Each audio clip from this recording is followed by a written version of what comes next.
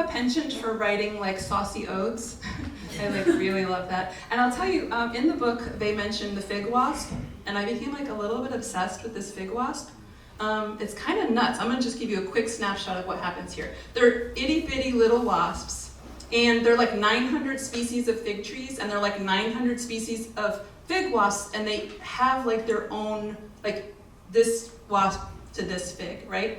And like, so it's this female wasp, and she goes inside the fig, unripe fig, through this like belly button at the bottom called the ostiole, and she like squeezes into it to get inside. And in the process, like her wings get ripped off. It doesn't really matter because she's gonna die in there.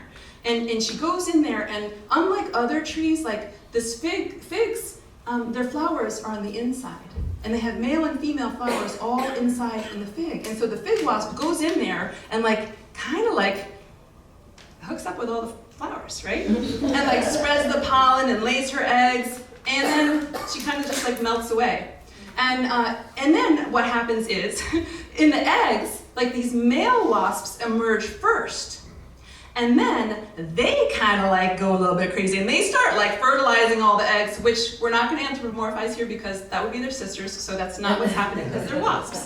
So then they like go crazy, and they like fertilize all these eggs in there, and then as their like last act, they don't have any wings because they can't really fly, because this is their hurrah inside that pig. And then the last thing that they do before they die is they chew a little itty bitty hole out of the fig, and they go out there like, ugh, they die.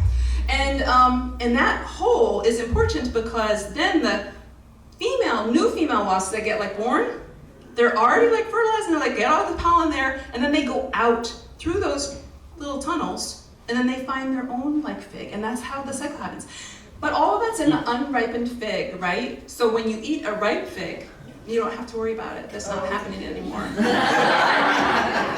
But vegans, I understand vegans sometimes still don't eat figs because of all that. So, we're not going to disparage vegans. No disparaging vegans. Okay. Anyway, so that's the backdrop. So I clearly became like obsessed. I was like watching videos, and I was like going super deep on the fig wasp. And then I felt like I had to write a saucy ode to a fig wasp. Okay. Buckle up. No, unbuckle. Okay. Over 900 options, but for blastophagia, there was just one. Ficus was what and where Blasto wanted. She could smell it. The feeling was mutual. Without Blasto, there was no ficus. Ficus, the perfect polyamorous playground, the spring break to Blasto's senior year, a secret universe with hundreds of co-eds. Blasto pushed her way past ostiole. Oh, the gall, stripping off her wings like unwanted clothes as she went inside. Blasto would lose herself in each inflorescence, pole dance down each stamen, dissolving at the end in punch-drunk love. Pollen clinging to her like the earthy smell of sex, hanging in the air like orgy all over Ficus. Algon was also in Ficus for the killer orgasms. There, his size didn't matter. His was the frantic frenzy of first and last hurrah. He'd eat his way out, at the end, through a tunnel of love. Let the vegan swipe left on Ficus. You and I will bask in the glory with love on our lips and ecstasy in our mouths.